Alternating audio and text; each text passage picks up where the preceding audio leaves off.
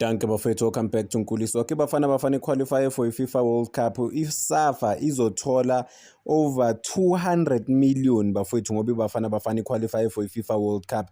Guaranteed le mali le. So asingene kuyo le mali sichaze kahle before abantu but 200 million yani.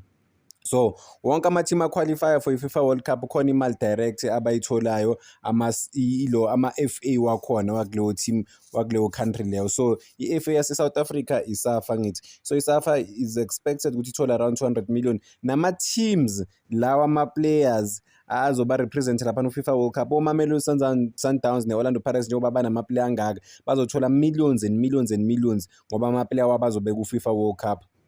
So wonke ama-team wala e-Africa qualify for i-World Cup athola 9.55 million straight ngoba baqualifyile uma i-convert leyo mali but depending on i-conversion rate ngalelo suku lolo but it's over 170 million rands. And then every game bafana ezoyidlala laphana ku-FIFA World Cup for i-win bazothola around 35 million rands, for i-draw bazothola around 17 million or so.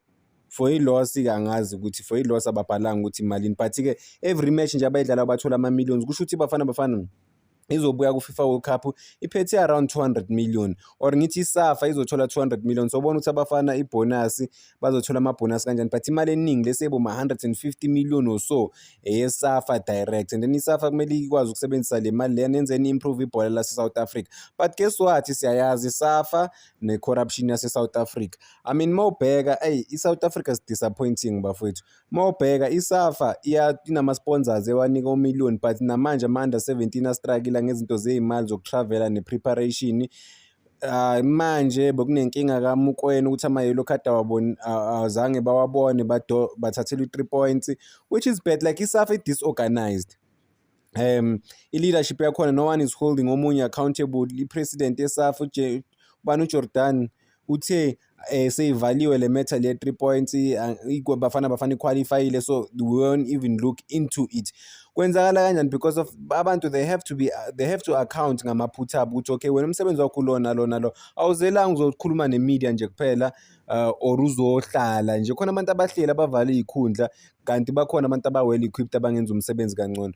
But with this thing ye-SAFA you have to go back bafethu or don't even go back ukuthi ubani orana i-SAFA, ubani orana i-SAFA, that's the question. Guess what, i-FIFA inomthetho ithi i-government akumelanga interfere ezintweni zebhola whatever. Kusho ukuthi i-SAFA bekumele ibe independent from the state u-government but guess what, i-SAFA ayikho independent. I-SAFA iranwa u-government wase-South Africa.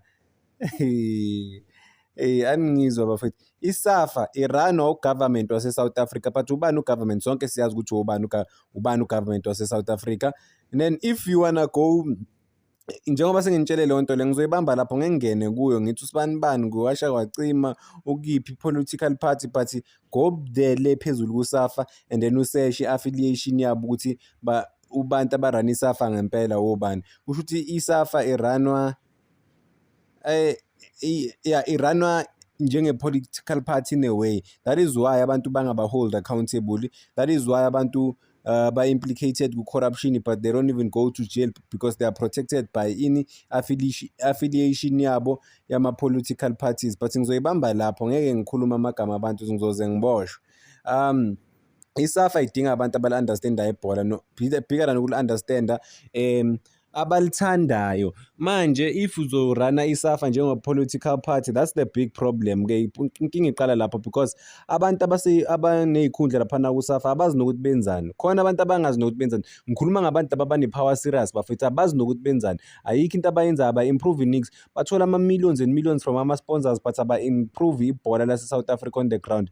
I-SAFA i-distribution yabo bekumele ba-distribute ama-millions every year to let's say about 3rd division, 4th division, i-development, ama-ground zonke lezi zinto lezi ba-maintain ama-ground, ba-make sure ukuthi i-development whether uselokishini usemakhaya ukuphi but-ke ikhona indawo yokuthi nidlale ibhola but-ke ayenzeki leyo nto le e-South Africa. Why? Because of bayakhwabanisa, bayidla yonke imali uzwe bathi i-SAFA i-bankrupt uzibuza ukuthi i-SAFA i-bankrupt kanjani ine-points ezingaka bafowethu. I-SAFA mawubheka iy'ponza zayo ziningi, too much and enye imali abayi-disclose public. I remember is it Zondo, no, whatever commission, bebababuza ukuthi ilo oBetway yini iBetway, i-Hollywood's Bet ne-10Bet namanye ama-sponsors babanika malini, bathi-ke bane-clause nama-advertisers wabo or kuma-sponsor ukuthi banga-reveal izinto zemali. You can't even reveal into ku-government la kunecala khona bafuna i-transparency. ISAFA ayizange i-reveal leyo mali leyo. Why? Because they are running away from the fact that imali kuSAFA ziyanyamalala namanje ba-implicated ngale ndaba lokuthi bathenga i-World Cup ukuthi ize eSouth Africa. Kuthiwa basazoyibheka kahle lento leyo ukuthi bayabribe, ngathi bayabribe ngo-10 million US dollars, which is around 170 million rands. By then, back then, kula bathi bathenga khona. It's okay, but i-corruption ye-FIFA ke phela leyo. But kusho ukuthi iSAFA dala i-corrupt, kusho ukuthi iSAFA yaba corrupt from the beginning. But yini into eyenza iSAFA ukuthi bese-corrupt kanje? Ama-politicians kuphela. You cannot be a politician uphinde urun ibhola lase-South Africa. Never. But e-South Africa kuyenzeka. Yeah, but isithemba ukuthi ngelinye ilanga izinto zizoshintsha, because I mean ama-politics wakuSAFA bafowethu maningi.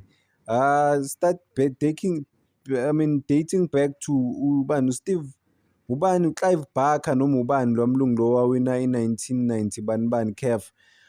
Naye waxoshelwa nje into ebhedayo, afuna i-increase, bakhetha ukuthi balanda umuntu e-Europe or abanye kudala bazama ucoach from amanye ama-country abeza ne-CV enkulu. Bonakale ngathi ayikho into abazoyenza, but banabo abantu e-South Africa ba-well equipped ukuthi bangakwazi ukushape ibhola lase-South Africa. Guess what? Labo bantu laba ba-deserving ukuthi bathole le misebenzi abayitholi.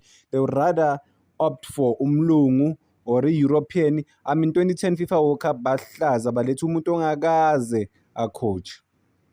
Akakaze a-coach lo muntu lo. Bamletha ngoba umngani kalo wayecoach iBafana Bafana, which is embarrassing mayibheka into yakhona ukuthi the way izinto ezirana ngakhona kuSAFA. And then sithi sine-professional setup or organization, sinamanga. Namanje iSAFA kunamacala amaningi wama-player since 2019 abangawasolvanga. Ayaripotwa amacala kuSAFA, kuyathuleka nje. I-system yepolitiki-ke leyo yakuSAFA, and bayirana nje njenge-political party engeke ngisho. Kusho ukuthi nje, I mean like this is embarrassing. And hayi iSAFA bafethu inkinga, inkinga iSAFA. Ibanyana njalo iya-struggle ama kumele inikwe imali. Banokuwina iy'mali kuma-competitions, iSAFA ithola imali, but iSAFA-ke ivele iba-ignore. Banyana at some point kuhlala boma-3 months bangatholi iy'mali zabo lezi abakweletwa iSAFA. Even though bheka abanyana ithola imali encane kabi bafowethu, ithola boma-5,000 for i-win compared to iBafana Bafana ithola boma-60,000 for i-win on average mebedlala. But bahluleka to cater for ibanyana ibalethela imali. Well, maybe ayibaletheli imali compared to phela ibhola lamajita ngiyavuma, but ukuthi bangabakhokheli at all lento le abavumelane nayo. Ku-AFCON benzanga kahle, they were missing some of their key players because of kunamapolitiki walaphana kuSAFA. People cannot stand iSAFA, cannot stand being used by iSAFA, and they've been doing that. Amajita awine i-AFCON bathola ama-millions, iSAFA izange ibanike nemali.